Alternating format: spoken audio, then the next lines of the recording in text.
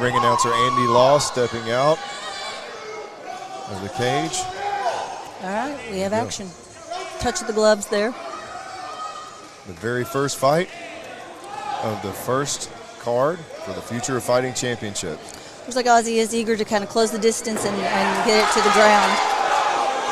And he's successful right off the bat, getting it to the ground. But let's see if he can do anything with Hugo. Stands right back up. Hugo's doing a pretty good job of controlling Ozzy's aggression. Ozzy is coming out pretty hot and fast. Ooh, nice big slam. down there for Ozzy.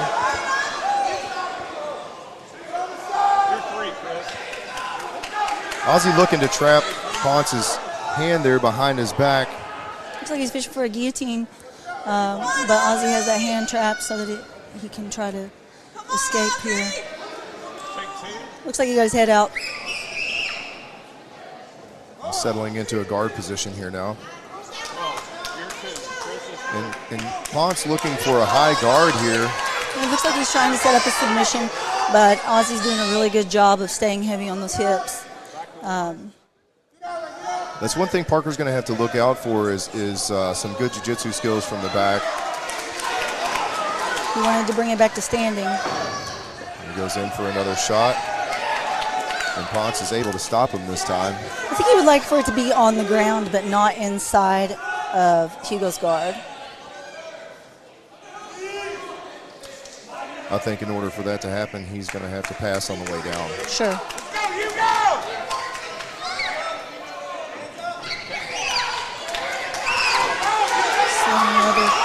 That was a good knee from Ponce there.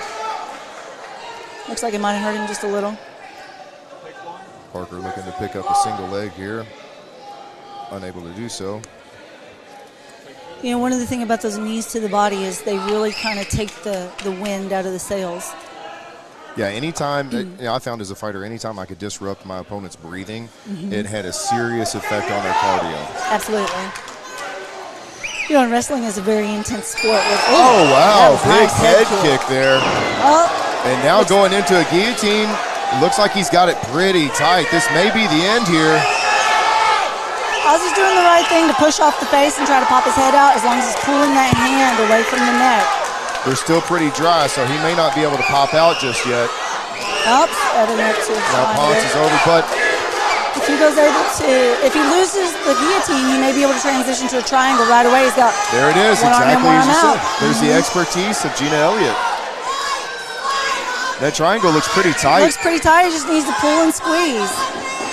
Looks like he's going to try to extend out, which gives him the armbar. There's a 10-second clap. The end of the first round. Let's see if he can make it this last 6 seconds. Oh, looks like, I thought he was out there for a second. Oh, what a way to end that first round.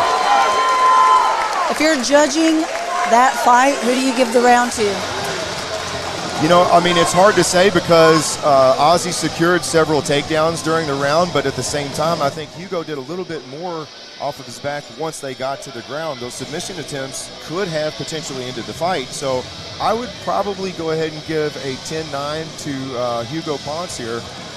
I agree with that. In the beginning, I think Ozzy had the aggression and was kind of controlling the space of the cage, but there in the final few moments, I think Ponce was really setting it up, and I think he was really close to ending the fight until the bell rang. It looked really tight. I think had there been more time, that may have been it, but that's the breaks. Those are the name of the game. So 3-minute rounds for amateurs, right? That's right. So now we have Coach Phil Perkins of 502 in the corner of Hugo Ponce. Hugo's looking pretty fresh still. Yeah, both these guys look like they're still doing okay. I mean, Ozzy's got his head down, but that doesn't mean he's tired. I think he's just good at resting in between these rounds.